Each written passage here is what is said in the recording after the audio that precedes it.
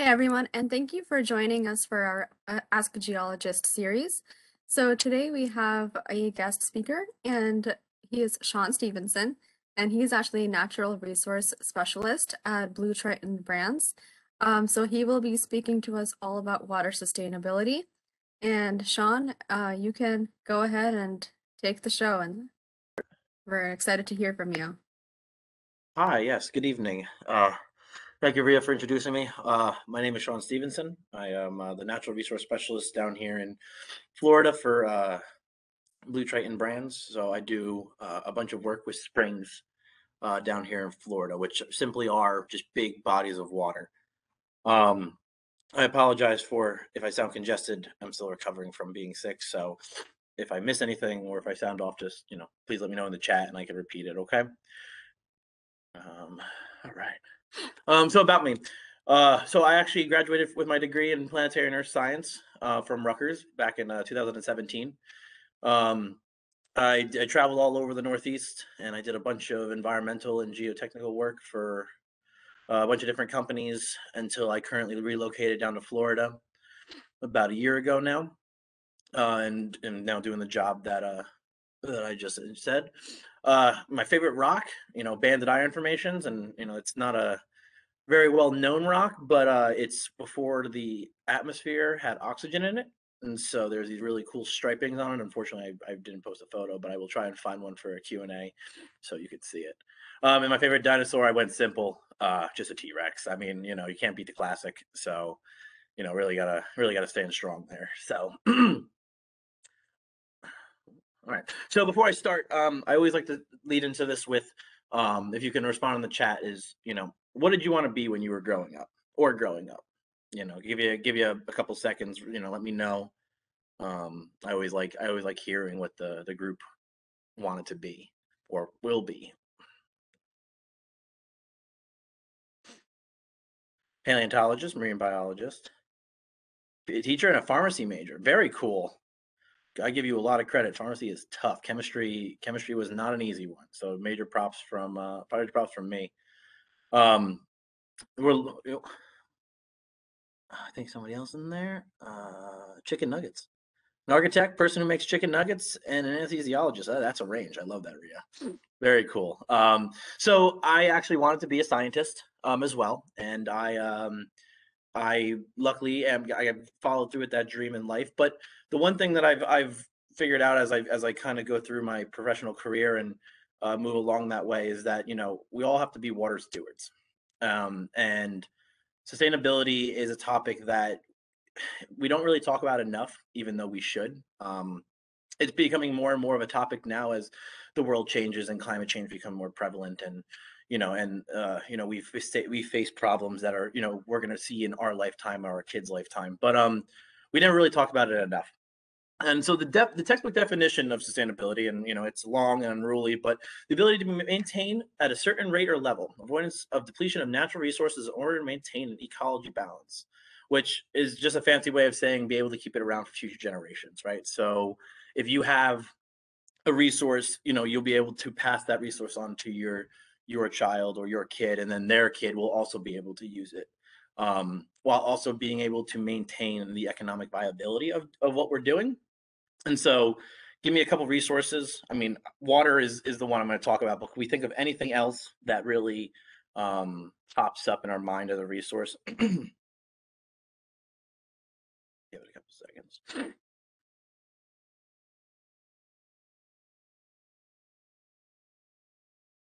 Oh, all right. So minerals, right? Yep. So we need minerals to make all the stuff that we have. I mean, our cell phones alone have almost 40 minerals in them that we make, right? And so we have to keep an idea of what we're doing with that going forward. Gasoline, 100%, right? I mean, gasoline is one of the textbook definitions of we're not sustainable, right? Gasoline takes millions and millions of years to create, and we're using it at such a rate that we won't be able to pass that on to our next generation, right? And so that's a definition of a non-sustainable resource. And coal and oil, those fall in the same boundary line, both that we could make them sustainable if we use them properly, but the rate that we're using them is just too fast, and we'll never be able to keep them around going forward. And that's why we're trying to make the push to solar and wind and water, because those are a bunch of other ones as well.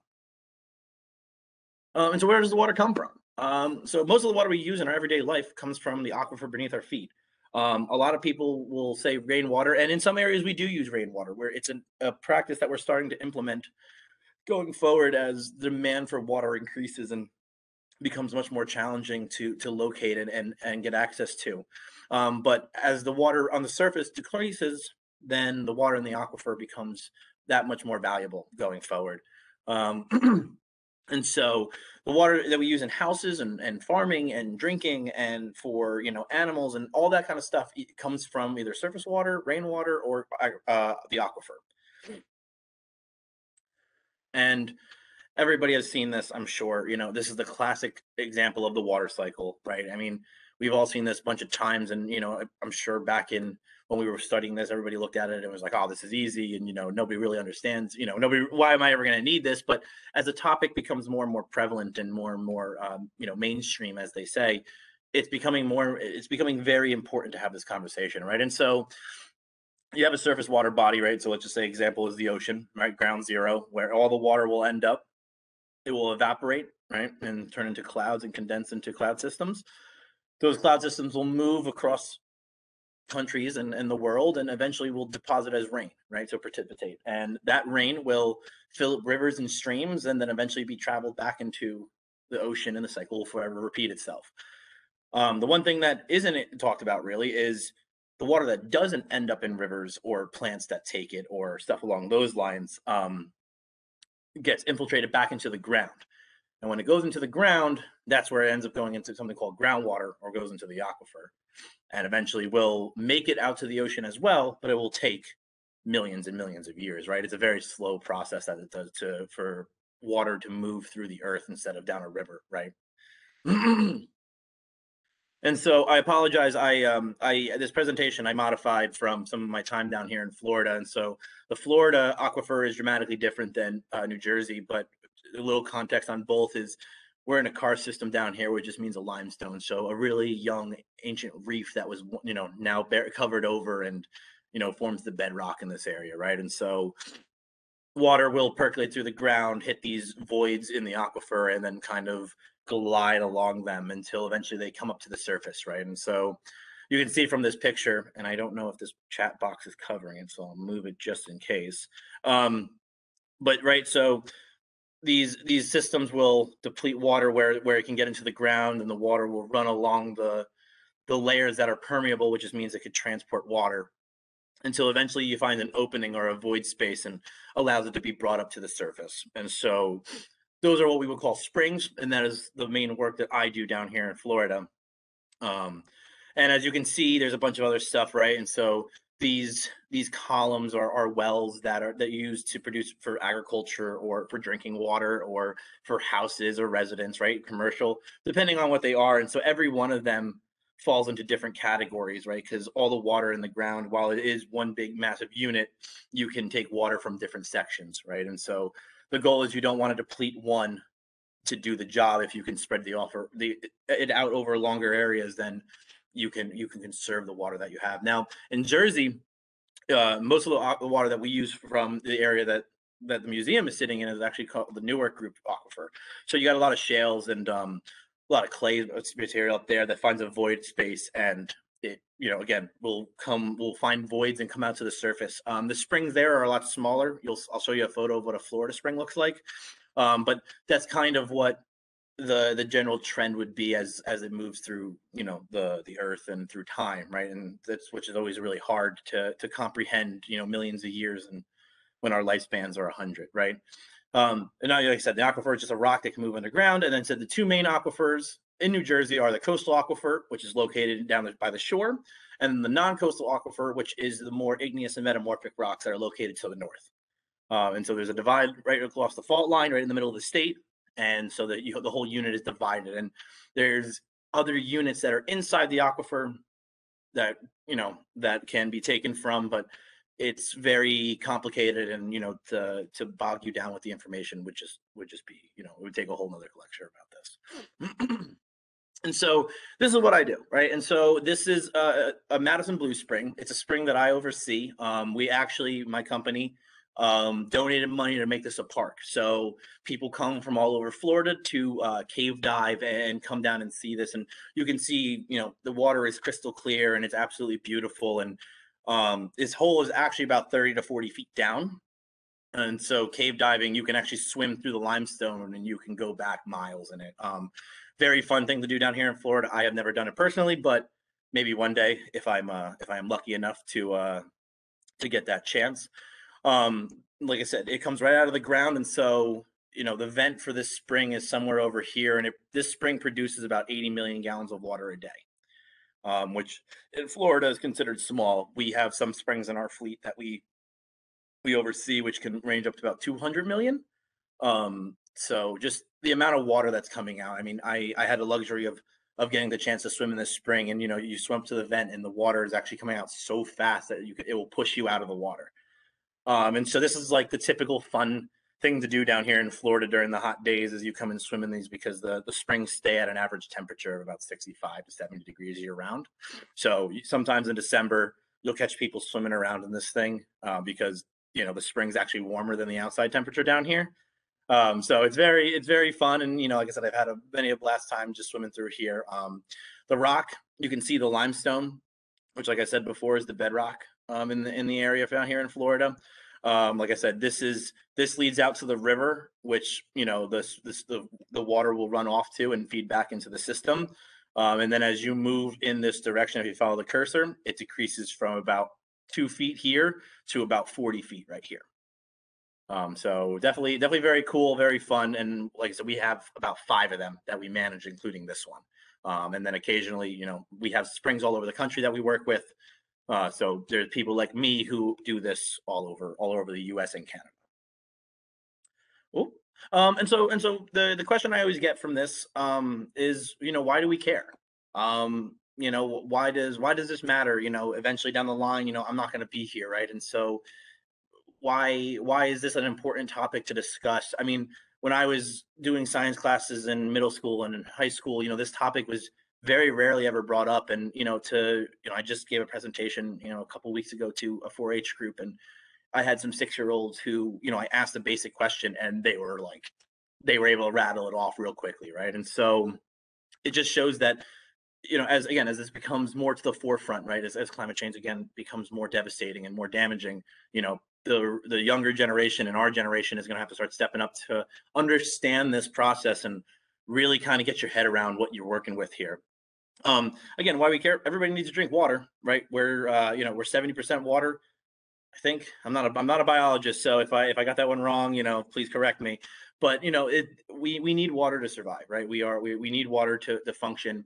And clean drinking water is tough. It's very hard to find clean drinking water nowadays, because it just wasn't, the springs and water wasn't taken care of until really the 80s and 90s, when the DEP and the EPA really started stepping up and trying to protect these resources, right? And so we started late, right? Industry has been around for almost 150 years, right? And so the DEP and the EPA came in in 1980, right? And so the industry already had 100 years on us, right? And so now we're trying to come back and make and fix the mistakes that the generation before us didn't know about. Only 3% of the world's water can be accessed. So fresh water, you can work on brackish water, which is salt water, but it's a very intensive energy process. And so while it has been talked about and brought to the forefront of the way that we're trying to do this kind of stuff, it's it's not the best way to do it. If we can conserve and make these springs sustainable and keep the water around, then that's the best way to do it. I mean, the other 1 or 2% is locked up in glaciers in the north and the south poles, right? So we have access about less than 1% of the spring of fresh water that we can actually use to drink, right? And so our population is increasing, and our demand for it is getting more and more. And so to be able to keep up with that demand is a challenge. It's definitely something that is not going to be easy, and it's a topic that more and more people are starting to realize as the time ticks on. And so I thought this would be a really good example of this, right? And so this is a picture from, I believe, 2019. And I thought it did a really good job of showing it, right? So the blues and the darker colors are plenty of fresh water, right? Areas that are very rich in water and aren't going to experience a problem for a duration of time. As you move down to the greens, yellows, and reds, those are areas that are water stressed, right? And so, as you can see, I mean, the reds and greens and yellows are way out dominate the blues. I mean, sure, you got Canada and Russia and the tundras up here where you still have fresh water locked up in glaciers and you still have access to that kind of stuff. But I mean, you got India, you got Africa. I mean, you got areas in South America. I mean, look at the U.S. I mean, we are experiencing droughts like you wouldn't believe on the west coast of this country. Um, and so, it's only going to get worse, unfortunately. I wish I could be the Pied Piper and say, it's not going to get hotter and it's not going to increase. But, the way the world turns, and it's going to get hotter, right? And so we have to adapt and we have to improvise and we have to be smart about how we use our water. And so this picture I just thought was awesome. I don't fully know what the gray is, and why there's no flow. There might just not be enough data there. I'm assuming they have access to aquifers and they have water. The Egypt has the river that runs through the Nile that runs through there, so there is water there. I don't know if they just don't have a record for most of it, and so I believe that's what the gray area is. But I just thought the colored representation was a nice driving home factor to really get your head around, just how global this problem is going forward. And so what's next, right? And so, I started off this conversation with, you can really be everything, right? The teacher, a chicken nugget maker, a paleobiologist, a marine biologist, a paleontologist, right? I mean, you could be anything.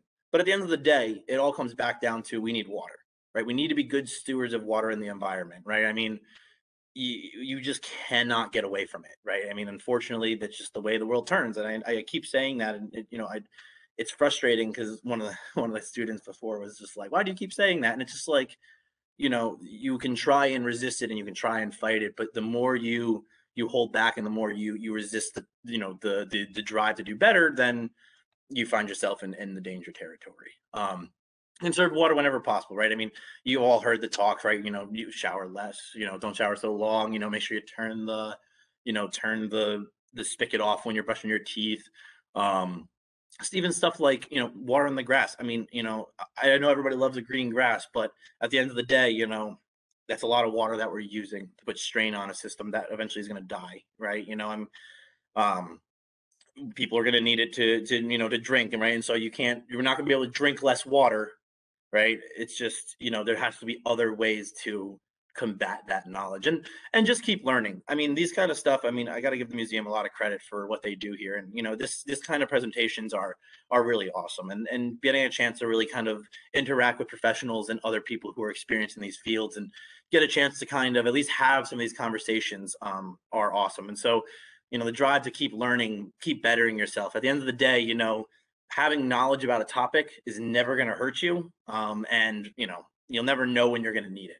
And so, if you're able to just keep pace and learn something new every single day, then I would say you're probably doing very well for yourself, right? And so, just keep your head on the grindstone, keep learning as much as you can. And you never know when something like that's going to help you. I mean, I never thought I would be a hydrologist down in Florida, but here we are, right? And so sometimes the world works in very mysterious ways, and you got to just keep your head above where it starts.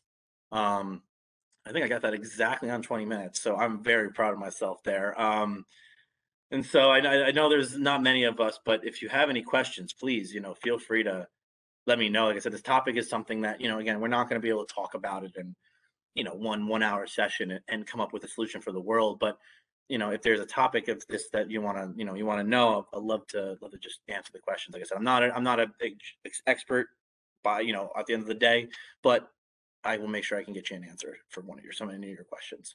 And that is that.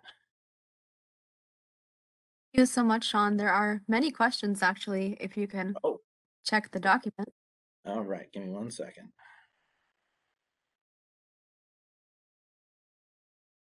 I'm not super tech savvy. Give me one.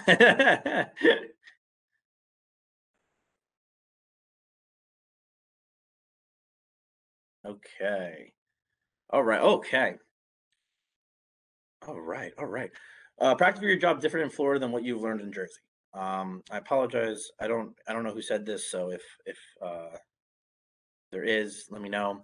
Um, yes, so Florida and Jersey are dramatically different, based on the ground of latitude and um, elevation alone. I mean, I was just saying to Ria before that Florida is technically the highest, lowest elevation state in the whole entire U.S., which is a very oxymoron kind of thing to say. Um, but the highest elevation down in Florida is like 332 feet.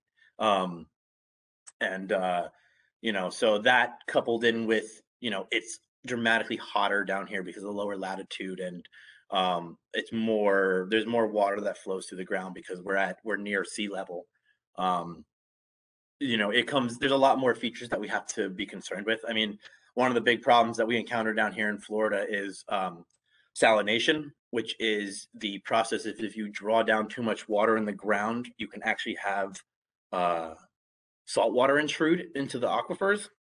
And so if salt water gets into fresh water, you can't drink that, right? And so it happens in Jersey, and it's happened along the shore towns of Jersey, right? Anywhere from Cape May to, you've got it all the way up to Manilokin, right? And but in Florida, you have Miami, and that's been bad already, and they've already started to talk about how they're going to prevent this from happening because you know it's it's a conversation that nobody wanted to have, and now all of a sudden it's at the forefront.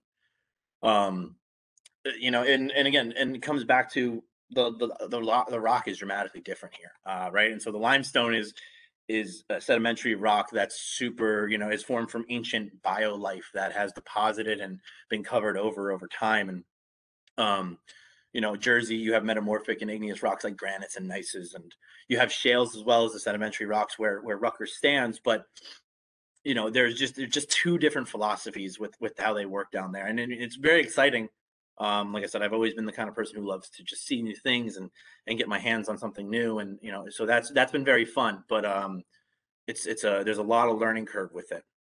Number two, what is a typical day at your job like? All right, well, my job is my job is very complicated. My job really changes every day depending on what I need to do.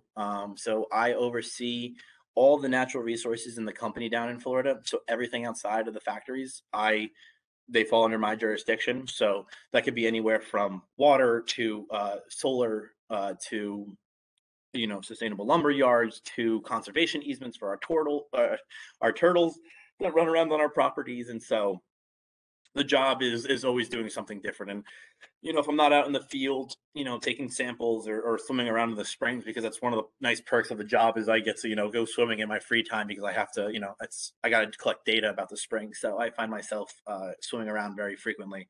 Um, I'm usually at home checking emails, providing technical advice, right? So a bunch of people will call me and be like, hey, uh, how did this sample come out? What can we do to be more sustainable with this? How can we present this kind of stuff to the public that are around us, and how can we better the communities that we're involved with, right? And so there's the job is awesome. It's always changing, and that's kind of what I've always wanted, just to be on the ground doing something new every day, right? And again, it comes back to learning, right? I mean, that's really what it is. Three, why did you want to be a geologist? So I'm actually the first one in my family to go to college. I come from a family of truck drivers, and when I was in high school, I wasn't originally going to go to college, and I had a lot of doubts about just going and doing it. And so my grandfather told me that you should give it a shot, right? You're not going to regret it. And so I actually was going to originally be a civil engineer, but I hate tests. I am not a test taker by any way, shape, and form, right? I'm a hands-on. I love having, being able to look at things and say, that, oh, this is how it works, right? And get the idea, in your head. Um, but so I knew I wanted to be a scientist. Never heard of a geologist, ironically. And I was on the Rutgers website, and I saw planetary and earth science, and I was like, wow, that kind of sounds like I never heard of that field. Let me check it out. And it was three photos of a young woman swinging a sledgehammer at a rock, a kid standing in a a huge valley with his hair blowing in the wind, and um, a girl hanging from rappelling from a cliff. And I sat there and I was just like, this is the field. Like this is the one that I have found myself in. And I I never tell I tell everybody that um I tell everybody to not do that, right? Because at the end of the day, right, there's a lot of there's a lot of career choices that you have to make for yourself. But it was a really ironic way to end up where I am, and it's just a lucky chance, right? I happen to be on the Rutgers website, and I have those three photos happen to be slowing on the slideshow for our planetary department, and they were up there for my entire time at Rutgers. And actually, when I graduated from the college, the dean at the time, I told the story to, and he actually was like, he actually kept them up there for a couple of years after I graduated as like a nice sentiment for what it was. And so again, I don't recommend that path. Do more research than I ever did, but it's sometimes the best stories are the ones that you just kind of are not planned for, and you find yourself in that position. Have you ever traveled to teach, bring sustainable water to undersupplied areas? So I actually have not really done that yet, which I would love to. I did do some teaching in Florida to some third and fourth graders, which was really awesome. And we have donated a bunch of water to like Louisiana and some hurricane zones that when we've gotten hit, and towns have been lost. But the company donates a lot of water. We have a partnership with the Weather Channel, and we do a lot of donations for various different needs out there. And one day, like I said, I would love to bring that kind of work outside of the U.S. If I'm ever lucky to do that. Right, because the best way for knowledge is to share knowledge, right? And so if you keep it all to yourself, um, then you're not really doing good for you. You're not doing good for the people around you, and you're not really doing good for the world, right? And so if you can share it and make the world better, then hey, that's the biggest thing. So I haven't fully yet. I'm hoping that in the near future I will have that luxury, and so if I ever do, I will make sure I let you know. Where have you traveled for work and research? What place was your favorite? Oh, yeah, I've had the luxury of really kind of seeing a lot. Um, and I'm at 37 of the 50 states so far. I have to get to the Great Plains and the Northwest. Those are the ones that I've missed so far. I actually finally got California crossed off the list, and so I had a chance to put my foot in the Pacific Ocean. Very cold, though I don't recommend it in December. But it was a great time. Absolutely a lot of fun.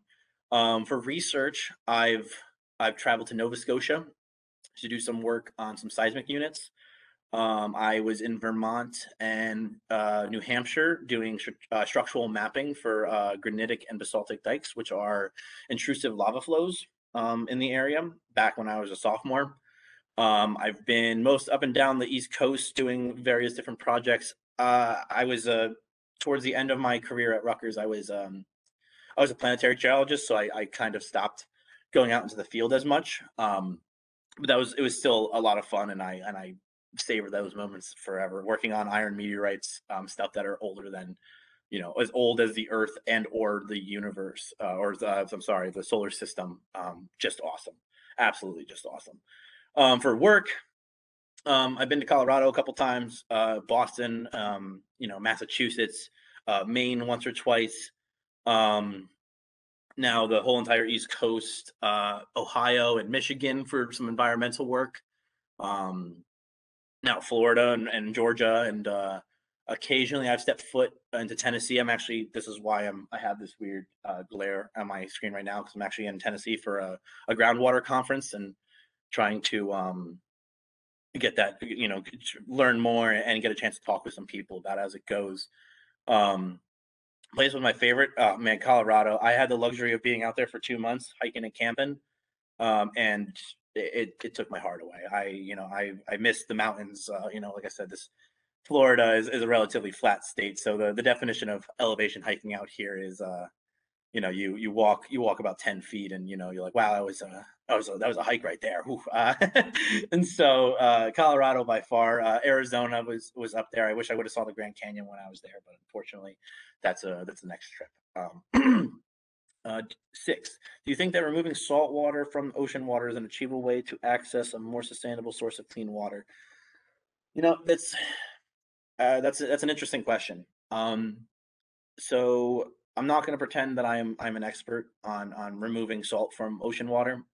The research that I have done is that it's a very intense process. Some places in the Middle East where water crunches, are already out there, and they're contending with that now, in a desert climate. I've heard they've had great success with it. Um, and I know, here in the U.S. there's conversation of going down that way. Um, at the end of the day, I think, you know, the best way to handle this is to just be able to conserve water at the end of the day, right? Because all of a sudden, if we start taking salt out of the ocean, then we're going to start depleting the ocean, right? I mean, and there's a lot of water there, and I'm not saying we're going to ever drain the ocean, but that's another thing we have to rely on, right? We have a way to do it.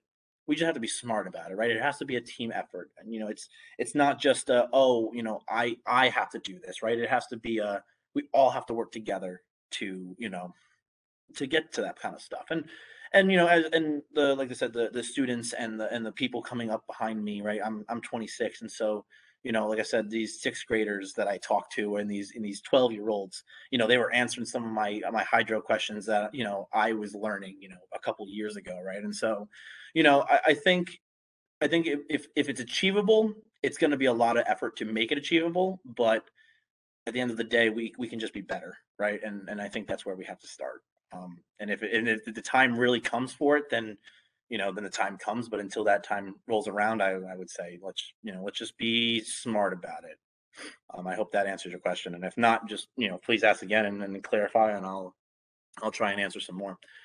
7. How do you determine if a source of water is sustainable? So when we're looking at springs, we do a bunch of research about how what wells are in the area, who's drawing water from the source.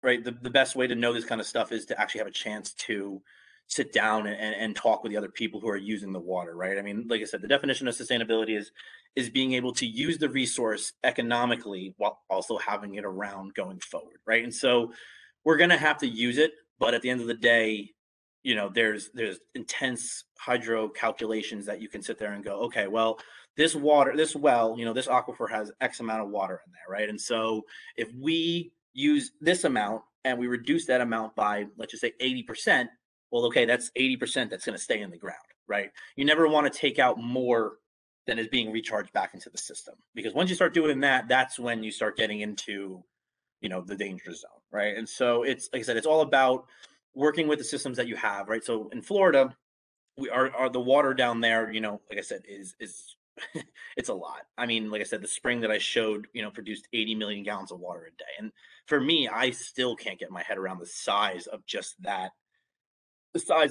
number, right? I mean, and that's considered a smaller spring in Florida. I mean, there's some that have produced, I'm sorry, 200 million gallons of water a day, right? And so it's just, again, it's just calculating how much is already being used, who is using it for what reason, and then seeing, okay, well, if this much is already being used, and if I reduce this amount, then the recharge will fill back in what I take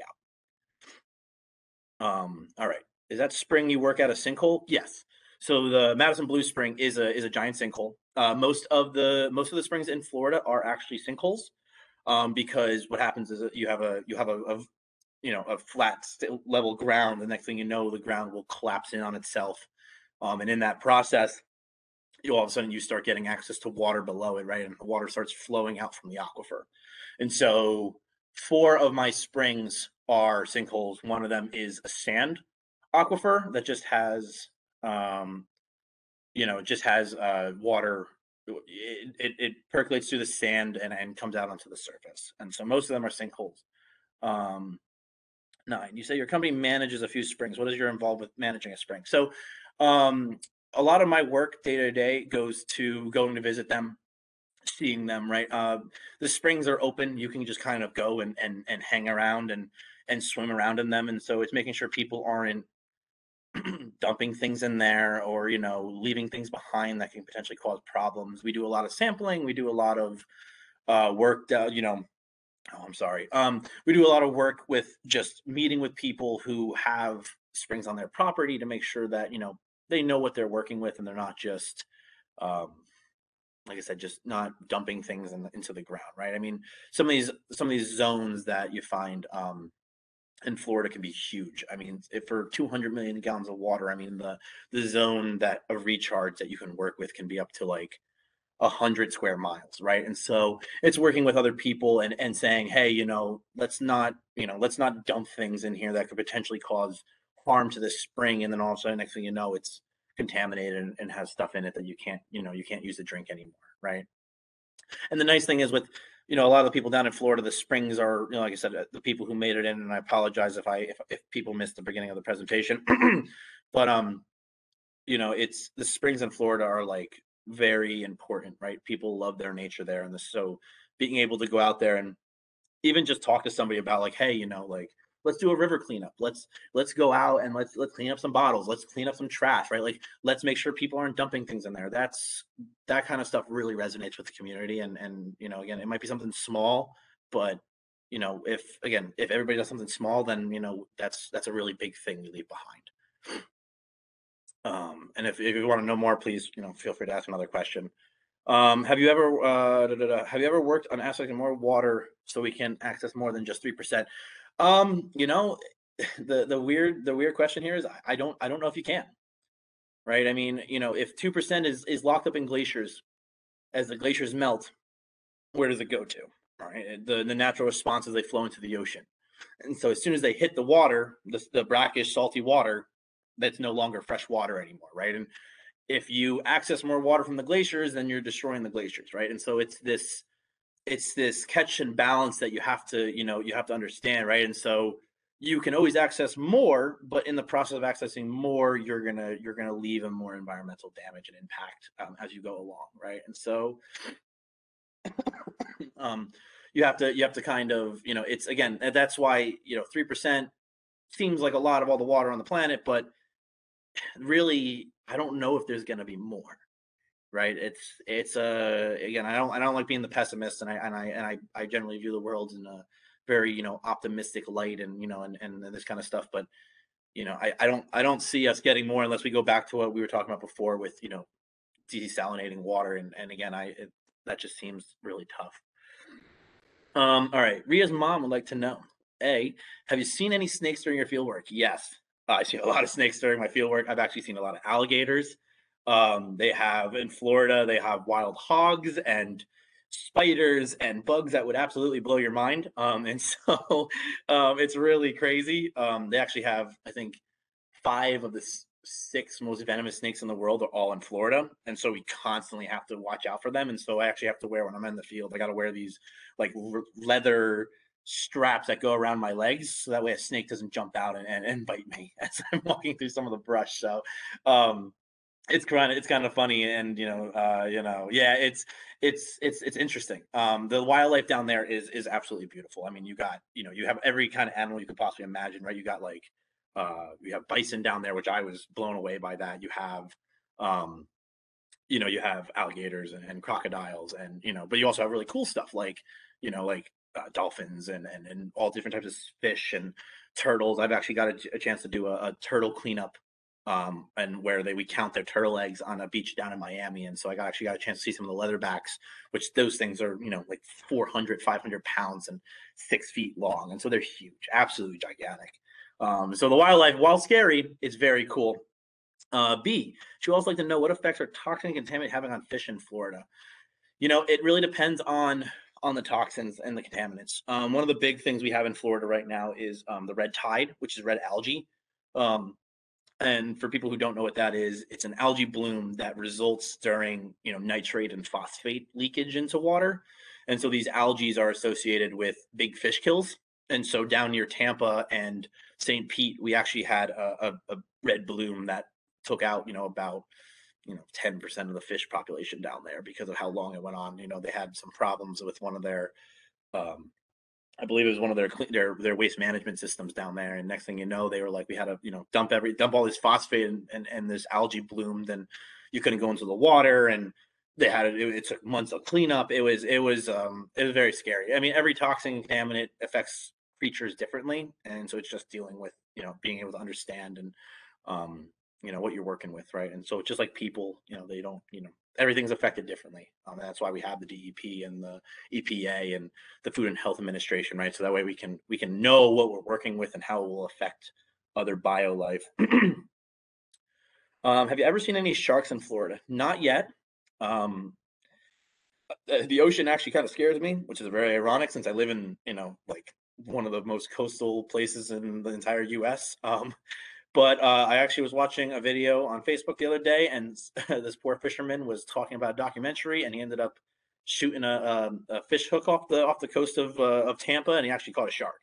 So I haven't seen any personally. I would like to see one, well, before I leave Florida, whenever that might be. But I have not seen one personally yet. Is it intimidating to have so much responsibility at your job? Uh, you know, I don't know. I don't know if this person was in the beginning. It's hard. Sometimes you're not prepared. You do this stuff, and you're like, okay, I'm learning and I'm getting better. Um, and you sit there and you're like, okay, I'm figuring this out, and I'm trying to get an idea of what I'm working with. And we kind of went through a transition, and my boss retired, and next thing you know, I was supposed to be training for 2 years, and next thing I stepped up to assume the role down here. And it's intimidating, but like I said about learning, right? I mean, you take every opportunity you get and you roll with it. Sometimes things work out very well, and if you button down and you say, okay, I'm going to learn this and I'm going to handle this, you find yourself in a good spot. Intimidating, the definition of your comfort zone, right, is if you think about a rubber band, right, you pull a rubber band, and eventually the band will expand, right, and then you start expanding and you let it go, right, the rubber band will snap back to normal. And if you pull a rubber band too far, the rubber band breaks, right, and you'll never be able to put the rubber band back together. So you kind of have to look at that as your comfort zone, right? You have to take it in stride, right? Break it up into pieces, right? It's intimidating, but you're obviously here for a reason, right? Like whether you're, again, a pharmacist, a chicken nugget maker, right? A fisherman, a farmer, a truck driver. It doesn't matter. You know what you're doing, and you got in there because of something you did for yourself, right? An event you had, an experience you worked with. Um, and so I'm never going to say it's not intimidating, and I wasn't scared at all. But if sometimes you just got to look at it and go, I'm here, and you got to run with it, right? And so I don't know, it's not to say it's not, but it's also a glorious opportunity that not everybody gets a chance to do, and I'm very, very lucky that I found myself in this position. Do you see a lot of contaminants at your sites, red tides, etc., from fertilizer? Not as much as I would like yet. So the problem with there's two issues with Florida. Is one, it's super heavy agriculture, and it's been very heavy agriculture for a long time, and so um, you get a lot of nitrates and phosphates leaking into the ground from that. But again, how do you combat food, right, and handling that kind of stuff? And so we see those starting to form, and then you also get people, right? I mean, you got to think about it, right? All of us, have a house, right, or a place to live, right, or water that you use to do something with, right? And so all of that, oh, oh, sorry, I gotta stop. I apologize, everybody. I tried to. Oh, never mind. Never mind. Not yet. Okay, sorry. Whoops. But so I, so at the end of the day, it's we use stuff and we put things into the ground, and we have to be very careful with that. And so as population booms, right? So like Florida or Colorado or California, where you have these really heavy populations, um, that's where you start seeing some contamination, right, from like gas stations or laundromats or places that we need to as humans to get stuff done, right? I mean, like I said, we got rid of all the gas stations, well, we don't have cars, right? So it's this weird dichotomy that we find ourselves in, and I luckily haven't seen too much yet. But the future is tough because, again, population is only going to keep increasing. So we have to be ever vigilant, and if we ever stop being vigilant, that's when we start getting into the danger zone. Sorry. When a sinkhole opens, people say they fix it by filling it up. But when the limestone around that fixed area still dissolve. So actually, I had the luxury of, before I moved to Florida, I actually did sinkhole remediation. So I actually know this very well. And so how it works is, so sinkholes, how they form, like I said, they're big depressions that kind of dome into the ground, right? And they have this vent that you can look in and you can see down into the earth. Um, and so what happens is for small ones, you can clear out the it's called the throat, right, where the vent of the sinkhole is, and you'll actually pour concrete into it. And so what happens is sinkholes really form when you have um sinkholes really form when you when water kind of percolates through the bedrock and dissolves it, because rainwater is slightly acidic. And so the limestone down in Florida actually erodes from the acidic rainwater. And so as long as there's no little void space for the water to get through, the sinkhole will actually stay closed. But I was working out in Pennsylvania for a while, and we actually had, every time it rained, we would have like 4 or 5 new ones open, and we had to go fill them up, right? And so just dumping concrete in there. And so yeah, so sometimes if you don't completely seal it, the sinkhole can open up next to it, or it can open up 10 feet away from it because you didn't fully fill the concrete back in yet. And so um, it's pretty cool. Well, cool and scary, because sinkholes can swallow people up, and vehicles and cars and houses. But just to the earth is an insane and very awesome feature, and like I said, so if you do it right, most of the time sinkholes won't reopen because you just put a ton of concrete in there and you completely seal it. But after rainstorms, you occasionally can get new ones, and you have to just keep doing the process all over again. I think by the time that site ended after 3 years, we had like 400 or 500 sinkholes or something on the property. It was kind of crazy, but really fun, absolutely fun. Kari, where can I find the groundwater drought map you showed in your presentation? I actually just Googled that. I had it previously. I could find the paper that I pulled it out of. I don't fully remember off the top of my head, but I will try and find the answer for you on that one. I apologize. Right, and I think that is it. That's all the questions. So that was amazing. Thank you so much, Sean. That was super interesting and very informative. And thank you for answering all of my sinkhole questions. You're very welcome. And so, once again, thank you for talking. That was super interesting. And thank you to our audience for joining us today. So this is our last event for the year. But do mark your calendars and be back on January 29th next year for our annual open house event. So the Geology Museum is actually celebrating its 150th anniversary in 2022. So this will kind of be like our kickoff event, starting on Saturday, January 29th, 2022. And this year's theme will be History of the Geology Museum. So look out for that, and also look out throughout next year. We'll have lots of events lined up for you all. So thank you once again, Sean, and thank you to our audience. Thank you. I appreciate everybody and all the great questions.